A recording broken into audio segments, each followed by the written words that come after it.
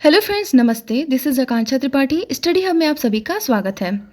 तो आज हम लोग किस टॉपिक पे डिस्कस करने वाले थे? आज की हमारी टॉपिक है विज्ञान का अर्थ, प्रकृति और विस्तार। ठीक है जी। और ये आपका यूनिट का लास्ट टॉपिक है। इसके बाद से आपका यूनिट हो जाएगा कंप्लीट। और अब हम लोग सॉल्व करेंगे एमसीक्यू, जो कि आपका एमसीक्यू टेस्ट होने वाला है। क्लासेस की क्या टाइमिंग रहेंगी इसके बारे में हम लोग वीडियो के लास्ट में डिसाइड कर लेंगे।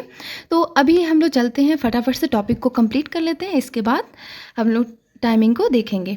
तो चलिए, आज की टॉपिक जो है वो है विज्ञान का अर्थ, प्रकृति और विस्तार, यानी कि meaning, nature and scope of science. ठीक है, क्या है? Meaning, nature and scope of science. ठीक है जी। तो चलिए, सबसे पहले हम लोग देखते हैं कि विज्ञान क्या है। ठीक है, विज्ञान की परिभाषा क्या है, विज्ञान का अर्थ क्या है, इसके बारे में देख लेते हैं। तो लैटिन भाषा का एक शब्द है क्या? साइंटिया, जिससे विज्ञान की उत्पत्ति हुई है। तो विज्ञान की उत्पत्ति किससे हुई है? साइंटिया से हुआ है। लैटिन शब्द के साइंटिया से। विज्ञान का जिसका अर्थ होता है ज्ञान। ठीक है, जिसका अर्थ क्या है? ज्ञान, टू नो। अगर विज्ञान को एक लाइन में परिभाषित करना हो तो कैसे परिभाषित करेंगे? तो हम कहेंगे कि किसी विषय के सुसंगठित, सुव्यवस्थित, क्रमबद्ध ज्ञान को ही विज्ञान कहते हैं। किसी विषय के सुसंगठित, सुव्यवस्थित, क्रमबद्ध ज्ञान को ही विज्ञान कहते हैं। आई बात समझ में? ठीक है। चलिए, आपके बुक में एक साइंटिस्ट हैं, ठीक है, जिन्होंने जो है विज्ञान को कैसे परिभाषित किया है? Carl Sagan. ठीक है, कार्ल सेगन ने कहा है कि विज्ञान तथ्यों के संकलन की तुलना में चिंतन की एक विधि अधिक है। क्या बोला है इन्होंने? एक बार सुनिए। तो विज्ञान तथ्यों के संकलन की तुलना में चिंतन की एक विधि अधिक है। तो अगर आप इसको याद करना हो आपको, तो कैसे याद करेंगे? तो काल, आप यहाँ समझिएगा, काल यानी कि समय, या फिर आप इसको कैसे रिलेट कर सकते हैं? काल जैसे बोलते हैं ना कि बहुत बड़ा काल पड़ गया है। अकाल दूसरा होता है। अकाल का मतलब किसी चीज़ की कमी, लेकिन काल यानी कि प्रॉब्लम से आप रिलेट कर सकते हैं। अगर आपको कोई प्रॉब्लम होता है तो चिंतन क्या है? लाजमी है, चिंतन तो होना ही होना है। मतलब कि उसके बारे में आप सोचते हैं, स्ट्रेस लेते हैं, तो वो आम बात है। ठीक है, तो काल से क्या है? चिंतन। ठीक है, काल से आपको क्या होता है? चिंतन आप लगते हैं उसके बारे में करना, या फ्यूचर आप लोग चिंतन करते हैं। ठीक है, तो ये हो गया काल से। तो ये सिंपल ट्रिक है, बाकी आप लोग तो खुद भी बहुत अच्छा अच्छा ट्रिक बनाते हैं। चलिए, अब देखते हैं विज्ञान की प्रकृति क्या है, नेचर ऑफ साइंस। ठीक है, साइंस का नेचर। तो विज्ञान में संप्रत्यय, सिद्धांत और नियमों का समावेश है। विज्ञान क्या है? विज्ञान में संप्रत्यय, सिद्धांत और नियमों का समावेश है। ठीक है, उसके बाद से दूसरा पॉइंट है कि विज्ञान प्रकृति के नियमों, घटनाओं को जानने का एक प्रयास है।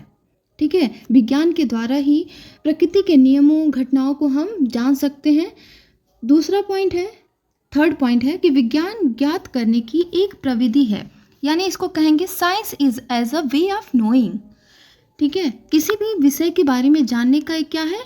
एक विधि है, वे है। ठीक है, मेथड कह सकते हैं, जिसके द्वारा हम उसके बारे में जानते हैं।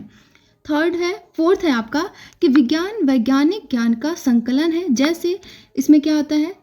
वैज्ञानिक तथ्य, परिभाषाएं, सिद्धांत, वैज्ञानिक नियम। ठीक है, तो इसको आप समझिए, विज्ञान वैज्ञानिक ज्ञान का संकलन। संकलन यानी कि क्या करता है? संग्रहित करता है विज्ञान अपने अंदर। किसको? तो वैज्ञानिक तथ्यों को, फैक्ट्स को।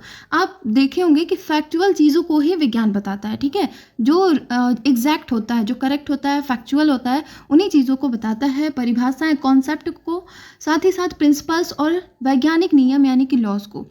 देखिए, कोई भी घटनाएं होती हैं अगर आपके आसपास, तो उसको दो तरीके से लोग उसको रिलेट करते हैं।